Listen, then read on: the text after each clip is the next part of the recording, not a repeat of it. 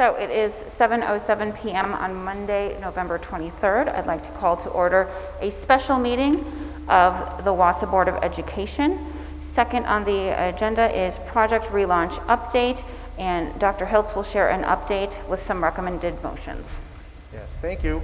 So 2 weeks ago, the board asked us to come back with some recommendations, particularly around the elementary school schedule, which we have tonight. As we were having those conversations, there were a few other loose ends we thought we could bring as a package tonight and really kind of set us up with some predictable actions moving forward. So yeah, thank you, Cassie, for showing that. Next slide, Cassie. As we talked about these recommendations, as everybody knows, we have a strategic plan, Whole Child, Whole Wausau, that has a myriad of goals. As we were talking about this short term within the pandemic, 3 goals are really rising above the others, and we're using these 3 areas of focus to help guide our decision making. The 3 areas that really rose to the top are student achievement, as always, that's our core mission. Staff wellness, we understand this is a very difficult time. A lot of people are doing new work and more of it.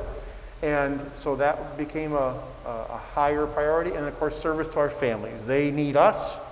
And of course, we need them to help their children to be successful. So those are kind of the 3 touch points we have in mind as we move forward. So what does that look like in terms of our recommendations tonight? So first, supporting staff wellness. We heard from the board 2 weeks ago an interest in maybe perhaps a 4-day week for elementary students.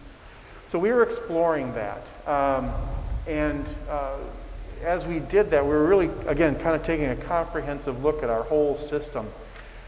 And in addition to the 4-day, that work week, we also were looking at educator effectiveness. We know that while it is a very effective framework, it does require a lot of time to upload artifacts, to write reflections, to write summary reports. And again, in the interest of staff wellness, we feel that we can perhaps get that same level of focus on instruction without all of the paperwork. So we are recommending to the board that we would schedule a public hearing, which is required to get a waiver. And then if after that happens, we could apply for that waiver. And there is no, well, I would like to do it soon.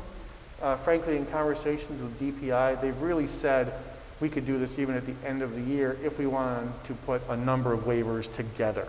So we could do this one mid-year and then wait to see. We may not have any other waivers. So anyway, that would be one of our recommendations, would be to request a waiver from DPI.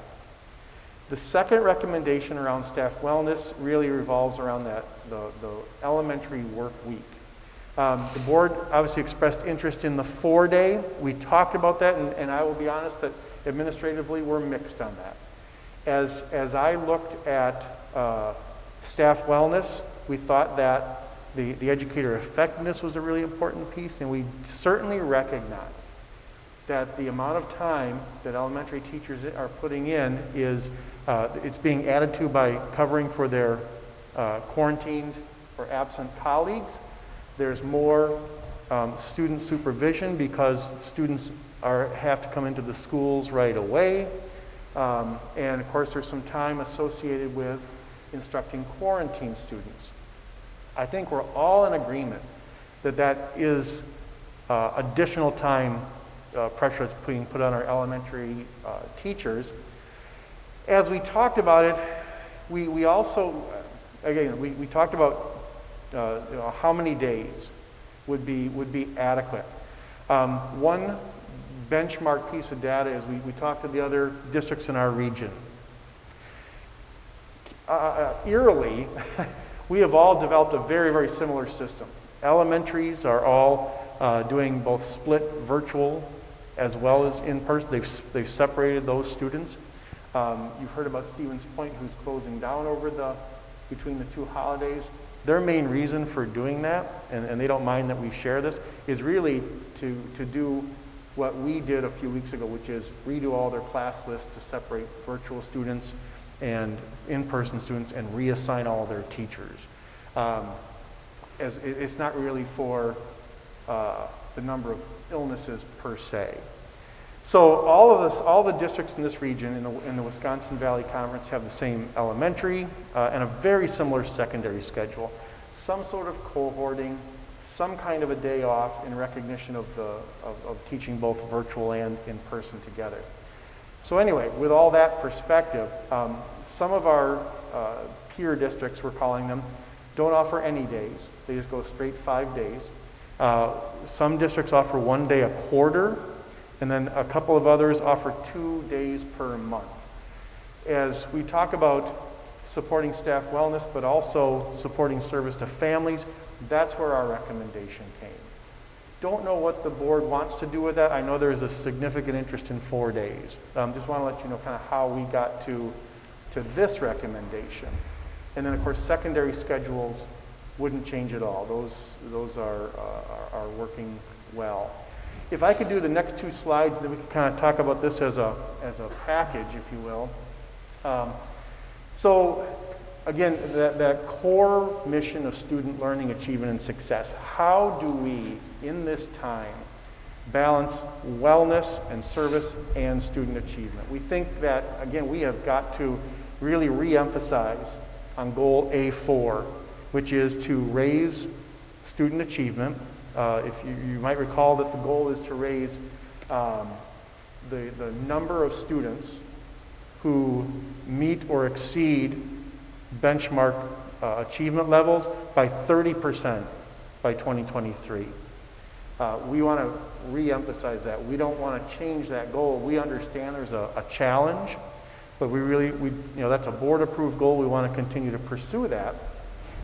In a short-term measure, we were looking at data from our fall FastBridge data, and what that would mean that in this school year, by this spring, we would find that 70% of all students in grades 2 through 9 would be proficient as measured by FastBridge math assessment, and 72% of students in 2 through 9 in the reading assessment.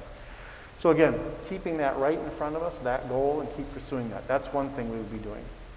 Each school is aware of that, and they've created their own student achievement goal based on their present level of performance.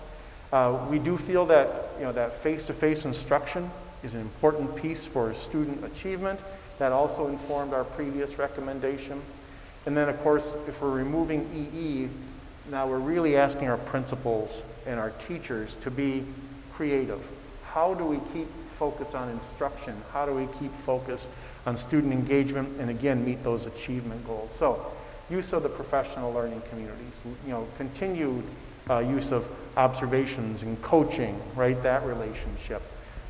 Staff meetings, if we're creating some time for those, and of course other creative ideas. So that's the achievement piece. And then lastly, of course, service to families. We know that about 2/3 of our families across the district have asked that we have chosen for their children to attend school in person. You've heard our efforts to kind of creatively staff and keep schools and classrooms and grade levels open. We continue to do that. We think that the guidelines around quarantine procedures from the health department, again, help keep students in schools. We would continue along that path. Again, keep focused on those achievement goals. That's one of the things the parents need us to do, is obviously help advance their student learning. And then lastly, that balance, right? Where is the balance between that prep time that I know our teachers need and balancing that with the negative impact on families, because every time that students aren't going to school, somebody's taking off work or somebody needs daycare. And so it's a struggle. Let me pause there and see if there are questions or suggestions on those three. Keith, just a couple comments. First of all, I like this, and I really appreciate you guys putting this together as a package. I think that there's a ton of good that's going to come of this, for all those reasons that you just mentioned. And the one area that I do have a question about has to do with, of course, with the Fridays in the elementary arena. And I get it why people are mixed on it. I mean, I'm mixed on it myself, quite honestly. The interesting thing, though, since our last meeting, I actually had some parents reach out to me, and they expressed the desire to go to 4 days for their kids because, for the same reason as the teachers. They're like, they just, by the end of that week, they said that their engagement and their even energy and enthusiasm to go to school on that Friday is waning because of a lot of the things that are, we knew it was going to be different during the week. And I think that that's, from what I heard, that's wearing on kids. We've heard from a lot of staff, it's clearly wearing on them. And I guess my head right now tells me that we should be consistent for all of those reasons between elementary and secondary based on that feedback. And the other one is that we haven't heard, at least I haven't heard from anyone, frankly, why, yes, you should stay 5 days at elementary. I just haven't heard that side of the argument. And not that you necessarily would, but you'd think that there would be one or two people that say, hey, like when it was virtual versus in person, you had them kind of on both sides. And this, I haven't heard that other side, which makes me think, okay, so is this, is this the right balance, or should we just be consistent across the board? And certainly nothing to argue with there, right? Those are all legitimate points. I just lost my train of thought. Just, the two reasons, and kind of already stated here, that face-to-face contact and again, service to families letting kids come to school. But I understand there's tough decisions on both sides. Well, one thing you brought up in a previous meeting, Dr. Hiltz, was 20% lost instruction, but I am not concerned about that. I think when we finally do get through this pandemic, our teachers are going to be able to get the students back to where they need to be. And I do think, too, the fact that if they can have that Friday to collaborate and to prepare and to just keep their heads above water, the instruction on those 4 days will possibly be better.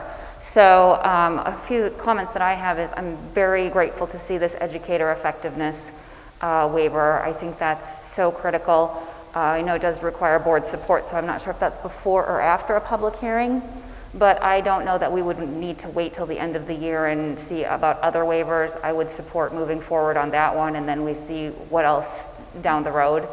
But as far as the elementary teacher Fridays, for both teachers and students, I really do support going every Friday, giving those days to the teachers. For the consistency for families too, I think it could be confusing.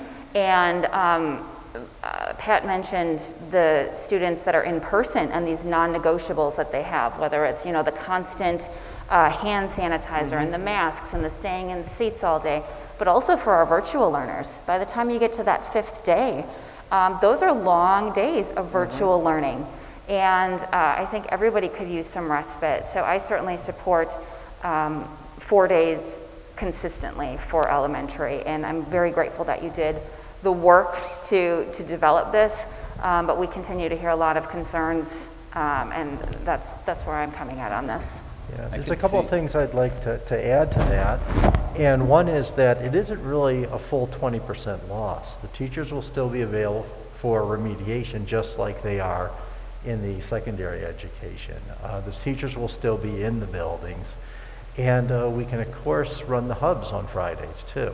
And, of course, it will depend on the capacity of the school to determine what percentage of those kids could be there on Friday, but some kind of process could be introduced for that purpose.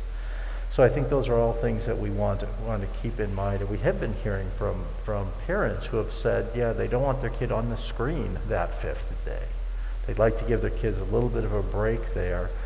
And so I think for all those reasons, going to 4 consistently would be a stronger program. And I think it would help to show support to our staff in the schools, and not just to the teaching staff, but to the custodial staff as well, who could use that extra time to do things that they couldn't get through during the week.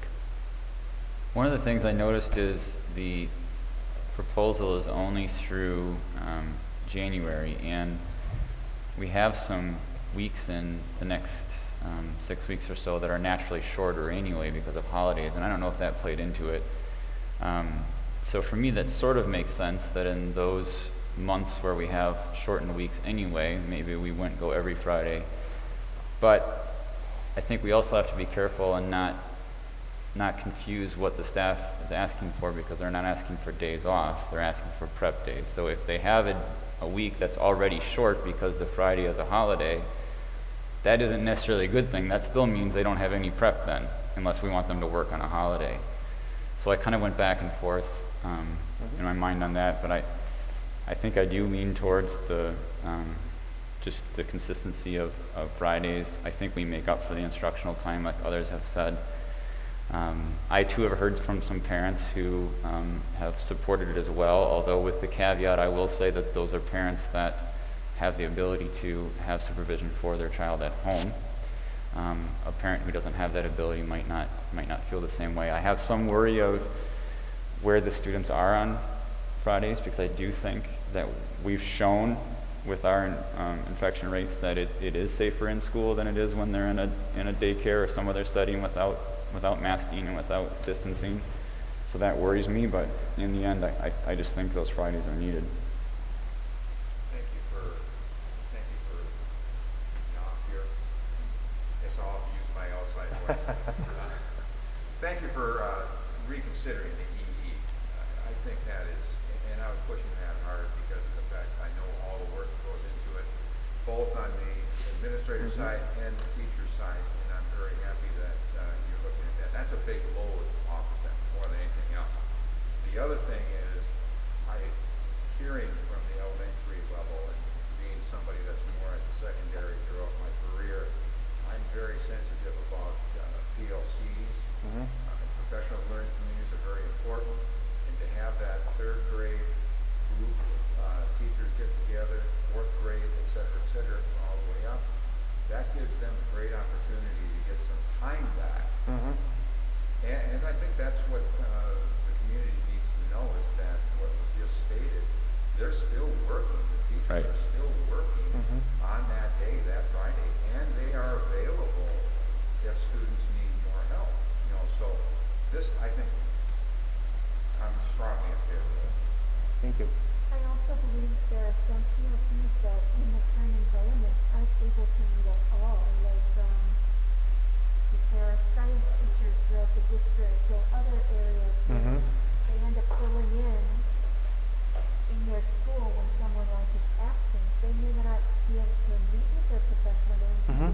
Having that dedicated Friday every single Friday gives them that opportunity to at least once a week get together with their peers. And some people whose job assignments may have changed really rely on their colleagues and being able to see them each week at least once for that quality time is important. I am concerned about making sure that those Fridays are teacher directed, and other meetings or professional development are put on those Fridays. What the teachers are telling us is that they need that prep time, and I want it to be dedicated to what the teachers are saying they need during that day. And in regards to the community and being sensitive to the community, I've spent a lot of time thinking about that. The reason why it's so difficult for elementary teachers right now is that they're not just teaching in person. They're teaching virtually as well for kids that are quarantined and kids that are in isolation, which is overwhelming, and they're at their breaking point. Part of the responsibility for that situation lies with the community, because it's, like we've stated before, it's stuff that's happening out in the community that's causing the isolations and the quarantines. When that starts to slow down and our in-person teachers aren't having to do double duty like that so much, we'll probably come to a natural point where we say, you know what, we can go back to 5 days again because I don't have these great numbers of kids in quarantine. that I'm trying to teach virtually while I'm doing the in-person thing. So it might be a good incentive for our community to step up and try and get those transmission rates down so that we're not experiencing so many of those with our school population. I think teachers reaching out to us and saying, elementary teachers I've known for many, many years and have worked with them, they don't complain. They just kind of suck it up and do their thing. When they get to the point where we're getting this much communication saying, I've never written a letter to the board before, but I'm going home every day and working till 9 o'clock at night. Or we're getting emails from parents saying, my kid's teacher is emailing me comments late at night. I don't think that's healthy. I'm so happy that we're coming up with some solutions to this. And I also feel like the getting rid of the evaluation paperwork this year maybe opens up some time for supervisors and principals to check in with their teachers a little more, not about their goals and their evaluation, but more about how are you doing? What can I do to help you get through this year? Because it's such an unusual year. And I'd like to provide a framework for principals to be able to serve in that capacity. Because when we take care of our teachers, we are taking care of our students in our community. And they've been working so hard. Thank you. So you have multiple action items, I do, Keith. yeah. Do you want to take them? Like we're ready to address this one. Because your next part of the presentation is semester change. Yeah. I did put all the motions at the end. We can handle it in whatever order the board wants. If you want a motion on this first. I think we should, because then the topic's done and then Sure. we move on, it's cleaner.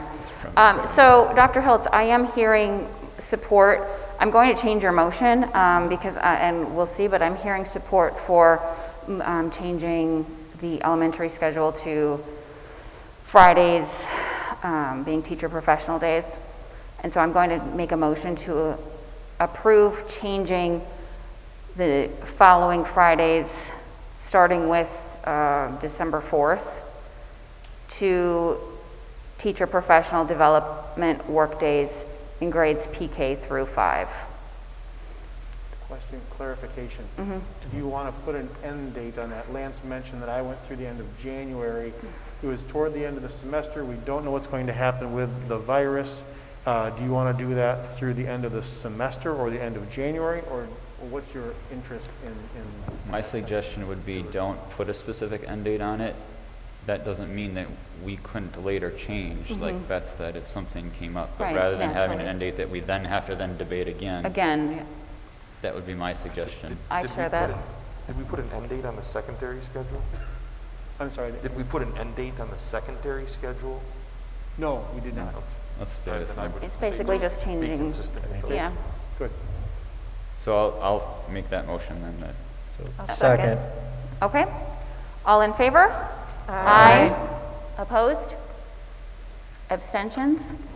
Motion carries. Thank you very much. Thank you. Yes, can you go to the next slide? Thank you. So another point of concern and interest is what happens at semester.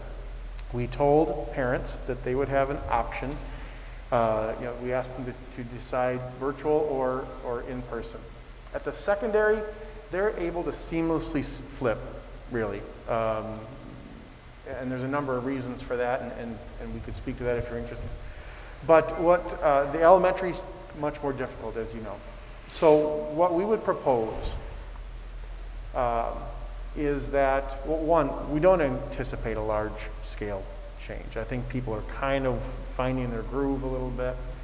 But we do want to, we said they'd have a choice, so we want to offer that. We would propose that if parents want to change their modality from wherever they're at now to the other, that we would send them an email, invite them to let us know if they want to change. We would add them to the wait list. That process worked fairly well at the elementary. And we would also propose that we would not change our staffing in response to parent requests. That's really important. So if we run out of virtual spots or in-person spots, we won't be able to grant those requests. But once we start moving virtual or in-person teachers at the elementary level, it's really a domino effect. We would end up moving a lot more than just one. So let me stop there. Do I have another slide on that? No, that's all there is.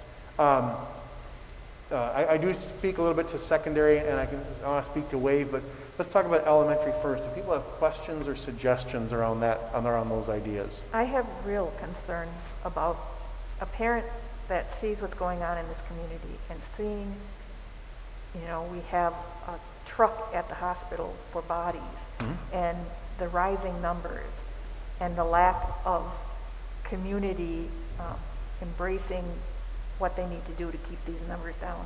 If they want to go to virtual, to tell them that they can't.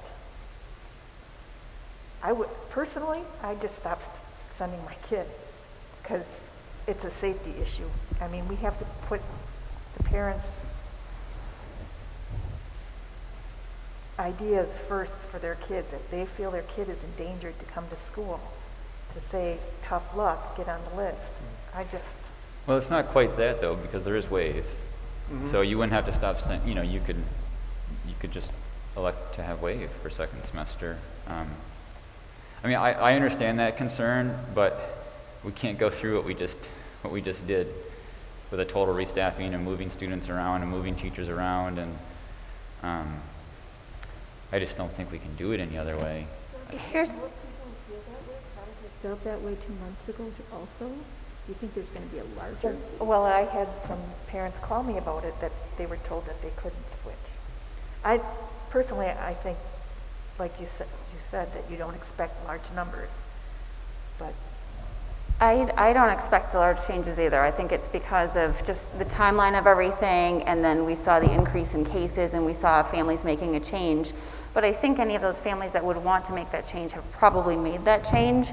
Perhaps, Keith, you can address whether there is a wait list at all. I think if in a situation that you might be describing, Jane, if something were to become that terrible, I would wonder if the whole district would make a change to virtual, if it was to that. And I also think if there was a concern from a family that really was concerned, that I'm sure administration would try to figure something out. I know if the numbers aren't there, the numbers aren't there, but I think we're going to be okay with wait lists and everything. Do we have students on wait lists right now? I figured somebody might ask me that. Do we? No? Is it no? Yeah, and I think it's important that it shouldn't be described as they can't change. And so no parent should be told they can't change.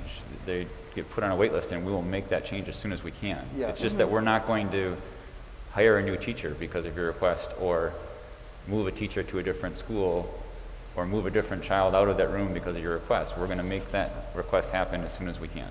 Yes. It's just not guaranteed. That's a really important point, because we do have students in and out of the district that do create spots. Thank you. I wonder if this might be an appropriate time, too, to share an email from Kathy Becker, because, Jane, I think your point's really important. And Kathy Becker, if you don't remember, is our lead school nurse, really connected to the whole situation. I should probably put on my glasses, but I'll just squint. She sent this to me today to help kind of support the Project Relaunch update. And she says that before the school board meeting tonight, I thought I'd update you on the district. You have the daily numbers, but those don't tell the entire story. So I was intrigued. She says, I'm very pleased with the job we're doing in the district. As of today, although there have been some elementary students that have tested positive for COVID, there has not been a single instance of an elementary student who passed COVID to another classmate or to a teacher. All the elementary students that have tested positive became infected from a parent or other older family member. At the secondary level, there have been 2 possible instances where a student may have passed the illness to a teammate. But it's difficult to confirm because at that time there were also coaches that were positive at the same time, and they're unable to trace who infected who.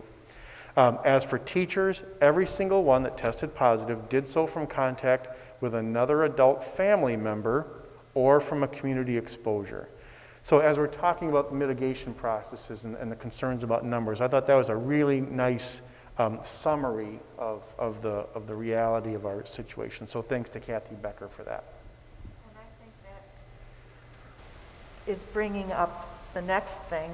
We're going into the holiday season. Mm-hmm. Many people are saying, we're having our regular holidays. We are traveling. We need to make sure that these people that travel or have big holiday things self-quarantine afterward.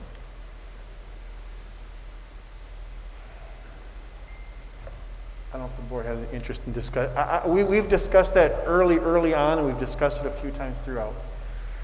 One, whether it's staff or parents, if somebody leaves, frankly, we're one of the hottest spots in the world. nation. Yeah. So if they're going somewhere else, they might be in a spot with lesser opportunity to be infected. Two, we really rely on people then to say, yes, I left, and yes, I'll quarantine. We really can't ask. We really can't prove it. It really puts us in an awkward situation, really almost indefensible. I mean, how do we say you have to quarantine and you don't? So we guess, I understand your concern, and you saw the message we put together on Friday, really trying to ask people and help them understand the impact.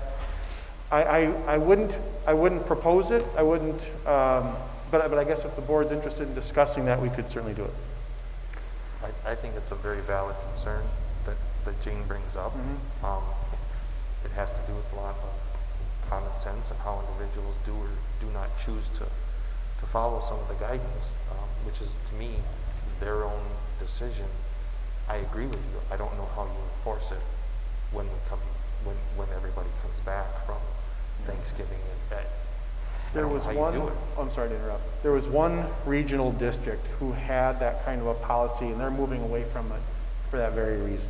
It's just unenforceable. Well, you couldn't have it related to travel because that wouldn't make any sense. Because if one person traveled to Minnesota to see their child and met one person, you can't say that person needs to be quarantined. And if somebody else stayed in Wausau but had 5 different households get together for Thanksgiving and then they went out to the bar and then they ate at a restaurant the next day, that person doesn't have to quarantine. So it couldn't be related to travel. It would have to be related to exposure.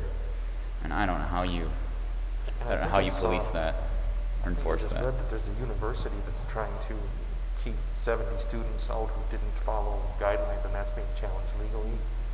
I just want to encourage anybody who's listening to our meeting tonight to go back and look at the recorded community conversation that you were a part of, Dr. Hiltz, if they haven't already, because that was really important communication about how we bring down the spread in our community. And one of the most impactful parts of that was at the end, where every person said, here's the one thing, in addition to everything I'm doing now, here's the one thing I'm going to do to help bring down the spread.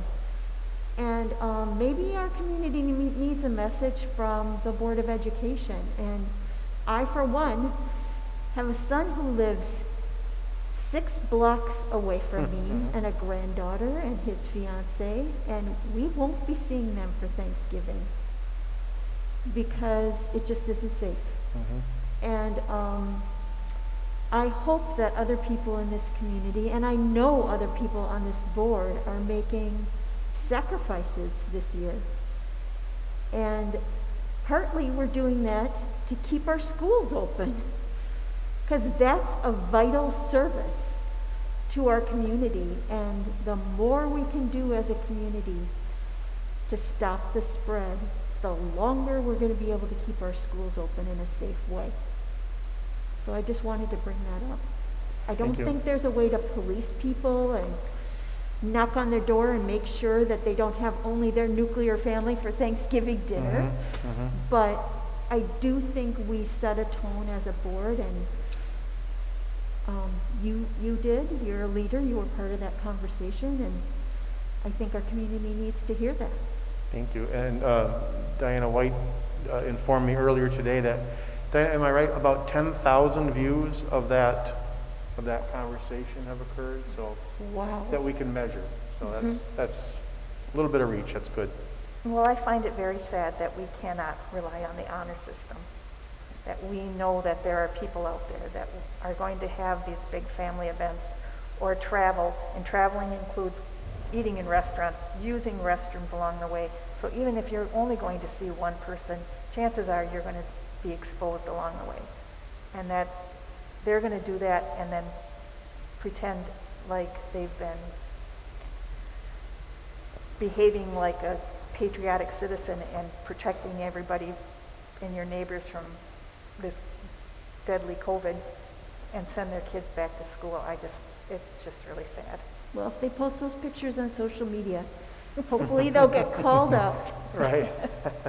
Yeah, but calling somebody out and having a dead teacher or student, that doesn't bring that person back. I don't know what's the limit. I'm sorry to interrupt. So this was coming to the board to say, are you comfortable with that kind of a change process? Make your request, we'll put you on a list, and we won't change staffing, we'll make it fit as soon as we can. Are you comfortable with that? I am. I don't know if you want to take a motion on that. I had written something along those lines. I don't know if there is one for that, is there? The 4th. I don't think there is I don't one think on we need this. a motion on that. Oh yeah, that is number 4, I Yes, guess. number 4. Oh, okay. All right. Okay, so I'm seeking a motion to approve the second semester parent change request process as presented. So moved. Second. All in favor? Aye. Opposed? No. Abstentions? Motion carries. Thank you. Thank you. Next, moving from classrooms or grade levels or schools or the district from in-person to virtual. As you know, we have some classrooms that have already moved to full, they've been quarantined, I should say, because we weren't able to confirm that there was no close contacts, right? So what we would like to propose, sometimes those decisions happen very quickly. We find out one day and we have to be closed the next. We could envision that same thing happening with a grade level or even a full school, because I know people have been asking about metrics. Is there some measure we can use that would say this is when a school would close or a class? And unfortunately, those metrics don't exist. We're trying to work with the health department. They aren't able to create them. So really, as schools make this decision, it's based on staffing and our ability to supervise kids and deliver instruction. We would propose that if a classroom, which is what we're already doing, a grade level or a school would have to move from in-person to virtual, that administration would work to do that. If it went beyond a school, if there was some conversation about moving the district from our current model to full virtual, that clearly would be a board decision. Makes sense. Questions or thoughts on that? Makes sense I to me.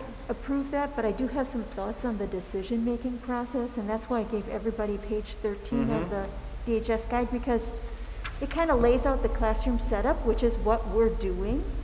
But there's also this caveat about students' age and were they really able to social distance and do they have any close contacts? And I feel like that's a tough decision in our district sometimes, where we end up talking to the teacher and saying, did you observe this child? Were they maintaining 6 feet of distance? I'd like to take that decision out of the hands of the teacher, and here's why. They're already juggling the quarantine students virtually, they're in-person students, getting everything cleaned up, handling 2 meals inside their classrooms. I really don't think we can expect them to be observing each individual student all day long on the playground and everywhere else, and being grilled by somebody who says, did this kid really maintain social distance? Because this is going to be the linchpin deciding whether we have to quarantine the class or not. A teacher doesn't want to, first of all, she can't be, or he, probably can't be sure of exactly what that one particular student out of several dozen was doing. And secondly, if you're putting that decision on them, then they're saying, okay, I'm going to have a whole bunch of parents mad at me because I'm going to end up quarantining the class, or I'm put in a position where I'm not really sure. And I guess I would just like to say, if we're following these and we really are social distancing, then we don't quarantine the class. If we're not, Who knows if they're not, other than the teacher? So if the desks are set up properly, but the student who turned out to be positive was one who doesn't follow the rules, then but only the teacher observed that. So that's the hard part. I would say the teacher can offer what they'd like, but I think some people are feeling like they're being put on the spot. I think some of our teachers are feeling shame if they have to have some students who quarantine in their classrooms. Like they didn't do their job when we know they are. I think it's inevitable when there's a case in a classroom that we're going to have to quarantine. I know I've asked questions about quarantine policy. My understanding was the whole classroom would be quarantined. So then to find out that they weren't, and then, the situation we have currently, I wish that we were having kind of a cleaner quarantine policy, and if there is a case in the classroom, that entire class just quarantines, especially because... But then why would we be spending so much effort socially distancing all the desks? So those two, it's a little subjective. Those two things are kind of fighting each other. So same thing with the metric thing. It'd be really great if we'd say, if this happens, then this. But there's always a couple of factors that are a little bit subjective. And I think the teacher input should be one thing, but you have to look at a couple other factors too. Maybe a student interview. Well, I don't think you ever would want to make a decision without the teacher's input. Right. Now, at the end of the day, if you're worried about the individual teacher being under too much pressure, we could say at the end of the day it's the principal's decision, but the principal's decision should be made with the teacher having played a central role to it. In the end, that's not so terribly different, though, because the principal should make the decision based upon the input of that teacher, so the teacher will not feel a terrible difference in those experiences. This isn't exactly accurate, but right now we have 12 elementary students who have who tested positive. I think we have 3 classrooms that are quarantined. Andrea, do you know if I'm right? Okay, 2 or 3. I don't know how many of these students come from the same classroom, but if we assume that each one was separate, that would be 12 classrooms would be under quarantine if we quarantine. Now again, some of these, I'm guessing some of these are from the same classroom, but I can't tell from it. So I guess, yeah, we're social distancing. We're following, those recommendations. We're following the recommendations of the health department. We did ask them to be here tonight to engage in this conversation, and they just aren't able to. You can see the statement they shared. So I'd like to continue with our current practice. Unfortunately, Mrs. Lloyd isn't here to speak. She's more knowledgeable about it than I am, but. I think in these elementary classes, though, the kids are socially distant, but the teacher is still walking out into the classroom and swirling the air around. They're all being exposed to some degree. Driving past the playground the other day, I saw one little boy tackling another little boy. I saw hubs of kids all huddled together talking. I mean, there are And what times about eating? where they I are. worry about the eating stuff. That's several They eat in the times a day. classroom, at their desks, yeah. I will tell you, when I watched the elementary teachers in particular, they have done a fantastic job of teaching these kids protocol. They're in their area, the assigned area during in the classroom. When they get up to go, they have their their little processes. They keep the kids apart. I've been really impressed. Getting them to wash their hands and staying apart, and so I think they're doing a fantastic job. So, Keith, going back to your proposed motion here, your recommendation, What would this look like if the administration just made the determination, this entire grade? I mean, you are already doing the classrooms. That's something you're already doing. If it's, whether it's the entire grade or school, is it like a minimum 14 days? What does that look like? Boy, you know, I wish I could speak more knowledgeably about that. If it's, I mean, if it's a staffing issue, I don't, you know, I think it would vary depending on It would depend on the issue. I mean, the quarantine. And yeah, dates. yeah. Okay. I mean, maybe the teacher's been out for 3 days already. Yeah, I'm just wondering Because for of the community families exposure. to Well, be then- able to have an understanding. But I understand. Yeah, it could be Yeah. 5 days or who knows. Yeah. Yeah. And I wonder about the teachers themselves. Would they prefer to teach to all the kids quarantined instead of having it split where some are in the classroom and some are on screen? Depends on the teacher. Yeah. I get a lot of different feedback. Well, I think it's clear that we need you to be able to make this determination Right. in the event that, you know, the board doesn't meet or we don't have time to agendize an item. So I'm seeking a motion to grant authority to administration to change the modality of learning for individual schools as staffing levels dictate. And of course, the authority to move the entire district to virtual remains with the school board. So moved. All in favor? Aye. Aye. Opposed? Abstentions? Motion carries. Thank you. Let's talk about snow days. So obviously in the past, we have, if the weather was poor and kids couldn't come to school, we would, you know, call off school. What we would prefer to do, and what we're actually asking people to do right now, is bring their devices home every day, Mr. Uding, am I right? Yeah. Because we don't know when somebody's going to get that call at home and you're quarantined, and we want them to have their devices so we can continue learning. We would like to follow the practice where if the weather isn't safe, we just tell people you're going to learn from home today.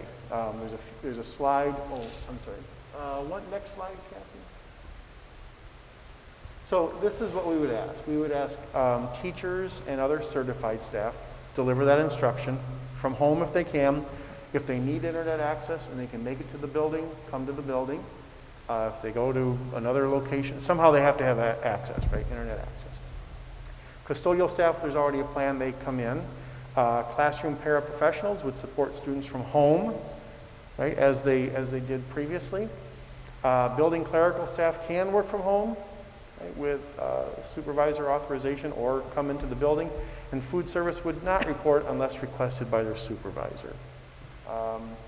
It seems, you know, there could be a unique situation where we don't find out until 4 or 5 a.m., right, and have to make a late call. Luckily, Bob is connected to everybody in the snow and traffic world, right, the roads department. So typically we don't have to wait that long. But I could see a unique situation where we have to make a call very, very late and people may not be ready. But I think we could do this as a routine basis. Well, that was going to be my question, is would we be making the call up for a snow day the day before to allow the teachers the time to prepare? We see how much time they have to put into those lessons when they use the virtual learning. Yeah. Bob and I have talked about that. Would we be more, what's the word we were looking for, conservative, right? Knowing that, you know, then maybe make the call earlier. That's very likely. Yeah, that was going to be my question too. I've heard, well, hey, you know, the kids, they lose that fun snow day. But, I know. You know, they get an extra summer day, so I think it's a good trade-off. But my main concern would be sort of the late call, and now you have a staff member who's thinking, I have to try to drive on roads where the sheriff's department is saying, don't be on the road because I got to get into the school because I didn't know this was going to be closed. So those would be the ones that I would be concerned with and would think we would need to keep those as traditional snow days. But if we have time, I mean, it makes sense to me. And I think we can, like you said, be a little more conservative and maybe not have buses and staff driving in weather that we've had them driving in the past. And it's a lot easier for families too to plan ahead. If you know by noon the day before that it's going to be a snow day or a study at home day tomorrow, then the parents can plan too. So I'm all for nostalgia, and the quaintness of the snow day is great, but it just doesn't make sense anymore. Yeah, yeah, some of my favorite days, right? Snow days. Bob, anything you wanted to add to this? You make most of the calls, so. No, this is all good. We're prepared.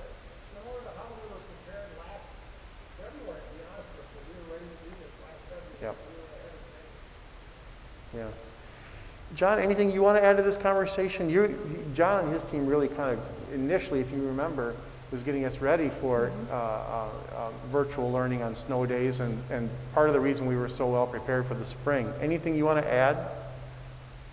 No, just the fact that those students and families that took a hotspot for internet access, whether they're in building or virtual, they maintain that right now. Yeah. In the event that we would have to close for whatever reason, so that student access that's already provided. Right, good, thank you. Keith, you don't see anything in this proposed motion that would prevent you from still having a standard inclement weather day, do you, if needed, because of late notice? I just don't want to pass a motion that you feel restricts you from having a traditional snow day if you need to have one, if we have one of those last minute things happen. Motion to approve replacing inclement weather days with remote learning days. As needed. We could add a little language to that. As needed. As needed? Always like as needed. So, Yeah, I mean, I just want to give you that freedom because Sure. there might be days Right. where we can't do it, it's too late to notice. Right, So the goal is remote learning, but something could come up and it just doesn't make sense. yep. This Okay. this whole thing actually prepares us for the situation that we normally would have. Elementary has to have a certain amount of minutes throughout the year. High schools, secondary, they have to have a certain amount of days during the year. This prevents us from ever having to make up days at the end of the year. That's the big thing, more than anything else, because we can take care of it digitally. So, Yeah, and it was just a couple years ago where we ran right up to summer school. Oh, There yeah. there was not a Like day of break. 9 snow days or Yep. something. Yep, it was crazy. Okay, so I'm seeking a motion to approve replacing inclement weather days with remote learning days as needed. Second. All in favor? Aye. Opposed? Abstention? Motion carries. And I think that was the 4 motions, and I think we've already talked about quarantine, unless we want to talk more about that. I think that's the end of Project Relaunch for this. I don't know if other people had additional questions on quarantine. I just moved that other motion forward because that's the topic we were in, and I knew this part Yes. was coming. Thank you, yep. Sorry, did you want to talk more about quarantines? Does anybody Anybody? have any other I think comments? quarantines are tricky, and each one is probably a little bit unique. And as far as deciding, I just brought up what I did because I think that some teachers are uncomfortable being in the position. I would where- think every teacher would be uncomfortable with that. I would be uncomfortable with that. I just don't know what the answer is. Yeah. I to think avoid it. getting information from multiple sources Yeah. and letting the principal make the final decision is probably a good move. I think we might be early in this too, where I support, continuing the process that we're doing, but needing to reevaluate it as deemed necessary. And I think that if it is deemed necessary to reevaluate, the administration would bring that to us. Yeah. So that's where I'm coming out on quarantine policy. If I could respond to one, if people are feeling pressured, that's certainly not the intent. I think it's typically our school nurses, I think, who are approaching our teachers. I'd have to confirm that. Well, that's why I said field pressure. Yeah. It doesn't necessarily, I say, yeah. But- are being pressured. But I would Yeah. feel that pressure because I would think, okay, so now if I say that, if I say this, I know the result is going to be that the entire class is quarantined and these Yep. parents are going to be upset with me. Yep. And this child is going to turn out to not have any symptoms at all and ended up having to stay home anyway. And so Yes. I would just feel that pressure Right. Yeah. if it was me. Yeah. Even if nobody was putting I it think on that's me, I what think we're you just hearing. feel it. Yeah. Yeah. And agreed. They're the only ones who are there, but I don't know how to fix that. I'd like to continue and we can revisit. Yeah, maybe just being aware. Okay. All right. Well, thank you, everybody. That nailed Okay. down a few loose ends. All right, thank you, Dr. Hiltz. That feels like a great success. So moving on to agenda item 3, employee compensation. So we just addressed this at Education Operations Committee meeting. I don't think, Bob, that we need any update. I really don't think we need anything more from you right now. Something came to mind in the last hour, I have a question on. I don't think so. I am seeking a motion to authorize total expenditures of $200,000 to compensate employees who experienced less wages, salary in their primary assignments than initially scheduled before the freeze stipend mid-year plan was put into place for 2020-2021. So moved. All in favor? Aye. Opposed? Abstentions? Motion carries. Thank you again for all your work on that. Okay, agenda item 4, mass communication system replacement. So this item was also presented at the Education Operations Committee meeting. I don't anticipate any further questions on that. So I am seeking a motion to grant administration the authority to access a maximum of $400,000 from fund balance for the installation of a mass communication system in Wausau West High School and Maine Elementary School. Second. All in favor? Aye. Opposed? Abstentions? Motion carries. Thank you very much. All right, agenda item 5.